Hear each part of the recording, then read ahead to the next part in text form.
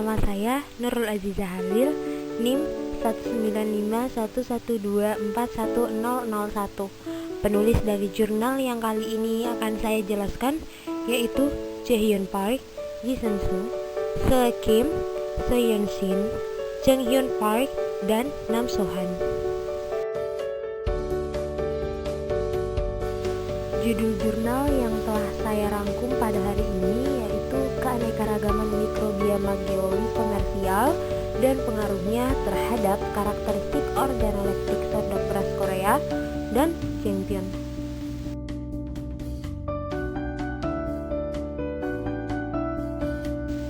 Sodok dibuat dengan fermentasi adonan oleh bakteri asam laktat atau lep dan ragi yang berfungsi untuk memperbaiki sifat roti seperti volume, rasa, dan tekstur. Sedangkan jengpyeon adalah roti beras yang terbuat dari tepung beras dan maggioli. Maggioli ini adalah anggur beras tradisional Korea yang mengandung alkohol. Nah, jengpyeon ini diolah dengan cara fermentasi dan dimasak dengan uap. Fermentasi serdok ini memiliki keunggulan seperti pembentukan struktur roti, peningkatan karakteristik sensorik dan nutrisi, peningkatan organik kandungan senyawa dan mineral, dan pengurangan kadar darah glukosa.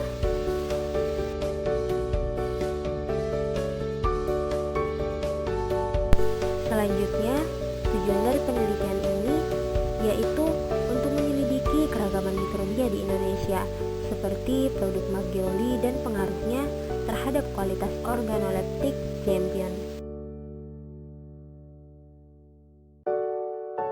Sebelum kita melangkah ke poin-poin selanjutnya, kita akan buat jengpyeon terlebih dahulu menggunakan bahan dari tepung beras, gula putih, garam halus, dan 3 produk maggioli antaranya JSN.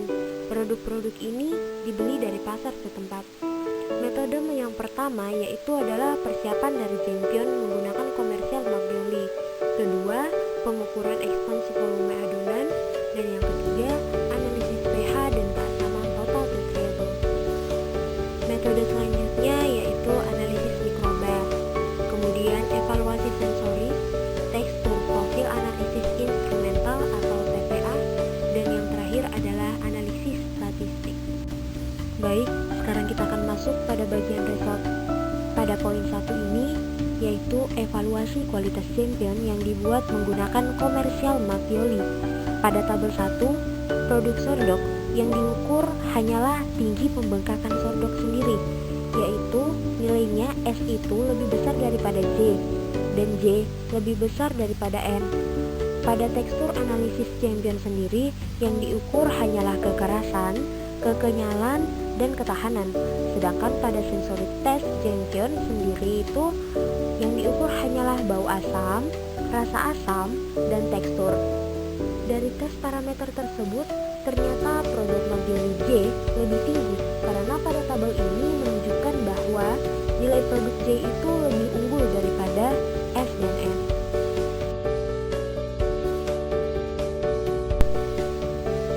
Pada poin kedua bagian result yaitu analisis mikroba maggioli komersial. Bisa kita lihat pada tabel kedua, pada bagian J produk, S produk, dan N produk, ternyata nilainya masing-masing adalah 7. Di sini bisa kita simpulkan bahwa maggioli adalah sumber yang kaya mikroorganisme sehingga mampu membantu proses fermentasi jengpyeon.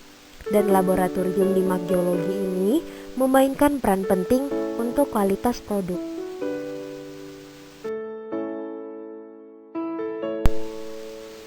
Analisis statistik selanjutnya yaitu ketiga, produk maggioli menunjukkan koloni bakteri yang berbeda pada medium MRS dan keanekaragamannya menunjukkan komunitas mikrobia yang dikalkulasi menggunakan analisis frekuensi berdasarkan 16S frekuensi dan rRNA berbunyi seperti yang ditunjukkan pada tabel 3.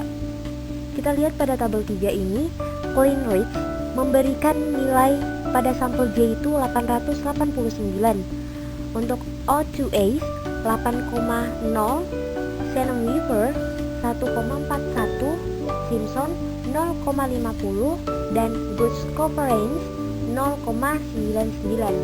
Pada tabel ini menunjukkan bahwa nilai produk J itu ternyata lebih unggul lagi daripada S dan N.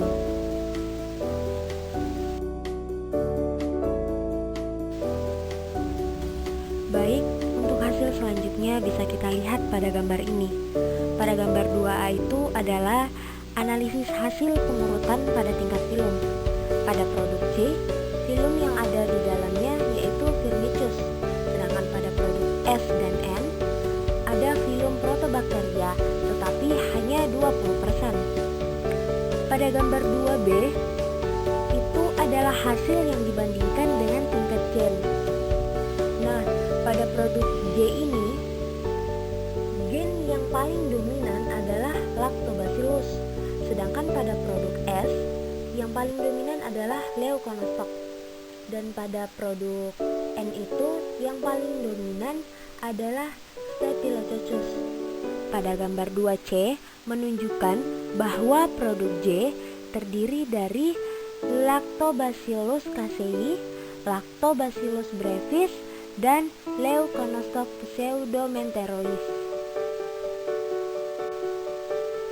Selanjutnya, menyelidiki dampak suhu dan periode waktu terhadap pertumbuhan mikroorganisme, kandungan fisik kimia pseudok selama fermentasi, dan jumlah sensorik champion. Bisa kita lihat pada gambar 3A, 3B, dan 3C ini. Pada gambar 3A ini difermentasi pada suhu 25 derajat Celcius. Pada gambar 3B difermentasi pada suhu 30 derajat Celcius. Dan pada gambar 3C difermentasi pada suhu 35 derajat Celcius.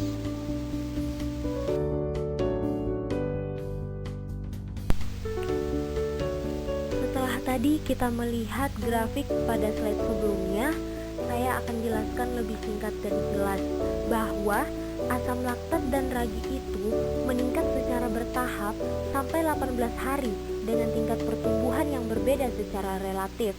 Asam laktat dan ragi tumbuh lebih cepat pada suhu 35 derajat Celcius dan 25 derajat Celcius. Hasil ini memperlihatkan bahwa ukuran populasi asam laktat dan ragi dapat dengan mudah dikendalikan dengan menyesuaikan suhu selama adonan berfermentasi. Selanjutnya, selama periode waktu 20 hari, nilai pH dari adonan turun menjadi 4,5 pada 25 derajat Celcius dan menjadi 4,0 pada 35 derajat Celcius. Dan nilai TTA meningkat hingga 0,20% pada 25 derajat Celcius, 0,26% pada 35 derajat Celcius, menunjukkan produk asam organik secara berlebihan itu akan terjadi pada suhu yang lebih tinggi.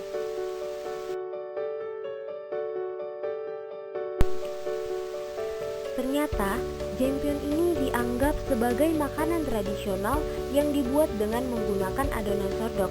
Jadi, sehubungan dengan adonan sodok ini, agar adonan dapat membengkak, maka digunakanlah senyawa-senyawa alternatif yang dimana diperlukan sebagai pengganti perekat.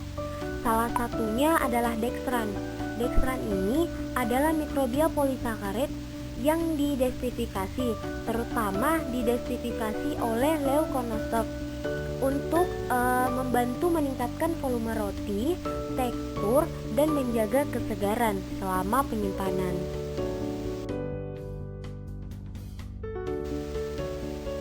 Kesimpulannya adalah untuk mengembangkan makanan tradisional ini, maka makanan ini akan dirancang secara khusus bagi para lansia terlebih dahulu. Kemudian akan menjadi makanan utama konsumen. Maka dari itu sangat baik mengembangkan produk yang dapat secara efektif meningkatkan penggunaan beras yang akan memenuhi kebutuhan nasional untuk konsumsi beras di zaman sekarang. Nah, produk-produk yang dihasilkan dari beras itu antara lain salah satunya adalah soto dan jampion. Pengolahan produk ini akan berhasil ketika sesuai dengan suhu pemrosesan menggunakan produk Magioli yang kualitasnya baik.